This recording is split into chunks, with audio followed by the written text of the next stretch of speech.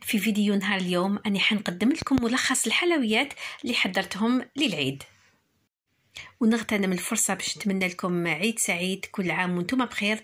إن شاء الله ينعاد علينا وعلى كافة الأمة الإسلامية بالخير واليمن والبركات.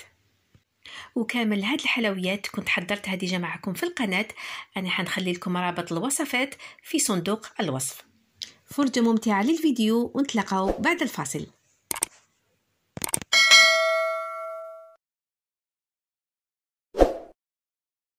أول وصفة كنت بديت بها في تحضير حلويات العيد هي الكعكات. هاد الوصفة اللي كنت ديجا درتها في السابق، أنا حنخلي لكم رابط الوصفة ديالها في صندوق الوصف. في الفيديو راكم حين تلقاو جميع الوصفات لتحضير الكعكات، وحتى المبتدئات اللي عمرهم ما حضروهم أما راح ينجحوا فيهم بكل سهولة.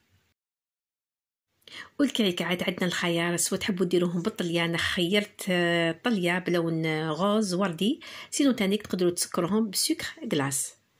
هاد الحلوه نقدروا نحتفظوا بها في مده طويله وما يصالح حتى حاجه، بشرط اننا نحطوها في علبه محكمه الاغلاق، نفصلوا بيناتهم بان بابي كويسون. انا نفضل ندير لهم لي كيسات كي نجي نقدمهم هكذا، هذوك الكيسات ما يتكرفسوش ويقعدوا شابين. وبهذه الطريقه الكعكات تقدروا تحتفظوا بهم لمده طويله.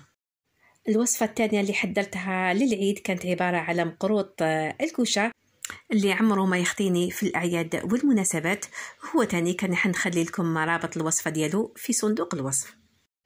فيما يخص مقروط الكوشه، سواء تحبوا تعسلوه عند التقديم ولا تعسلوه مقبل، ولكن من الاحسن كي تجوا حين تقدموه تاني تزيدوا تعسلوه مره ثانيه.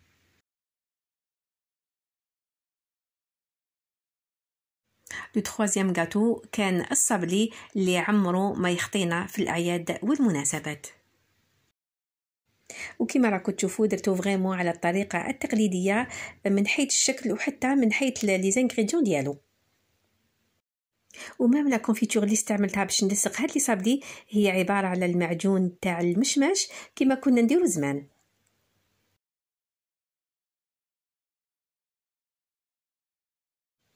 صابلي بذوق الشوكولاته تانيك اللي دائما حاضر معنا في الاعياد. هنا بات وحده درت 3 انواع من الحلويات. درت قلوب البونتي او صابلي البونتي اللي تقاسمته معكم في فيديو جوست قبل العيد. هاد الحلوه يحجي بزاف بنينه وراقيه شكلا ومذاقا.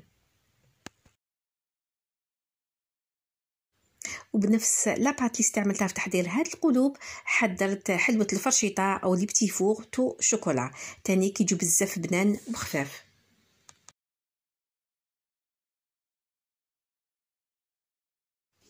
صابلي القطيفه تانيك لو حاضر معنا انا لازم نديرو في الاعياد، يعني ما نقدرش نستغنى عليه. هذا تانيك درته معكم في السنوات السابقه، راكم حيت تلقاو الوصفه ديالو في صندوق الوصف. لي بولدوناج هاد الوصفه اللي حاضره معنا بقوه درت لكم عليها فيديو جوست قبل العيد. هاد الفيديو اللي لقى تفاعل كبير من جهتكم، نشكركم جزيل الشكر. ومام طون جاوني بزاف مشاركات جدد من خلال هاد الوصفه، نشكركم ونقول لكم ان شاء الله نكون عند حسن ظنكم. هاد الوصفه اللي كنا نديروها بزاف زمان تجي بزاف بنينه تذوب في الفم وبمقادير قليله، نحن نستعملوا فقط ابيبخي 3 مكونات رئيسيه فقط. فعلا هاد الوصفه تستحق التجربه. اخر وصفه كنت درتها هي وصفه البنيون اللي كامل نعرفوه. انا البنيون نحب نديرو بالكاوكاو، يكون محمص مليح وكي ناكلوه نحسو بالغو هذاك تاع الكاوكاو. للاسف هاد الوصفه ما درتهاش في القناه وفريمون ما كانش عندي الوقت باش نديرها. ان شاء الله نديرها في الفيديوهات القادمه.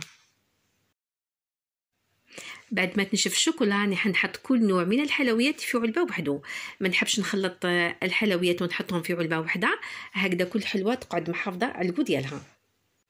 هكذا الحلويات اللي بالكو تاع المزهر تقعد فيها نشمو فيها ريحه المزهر، الحلويات اللي فيها الشوكولا نشمو فيها ريحه الشوكولا، والحلويات اللي فيها فاني نشمو ريحه لافاني، وما نخلطوش بيناتهم.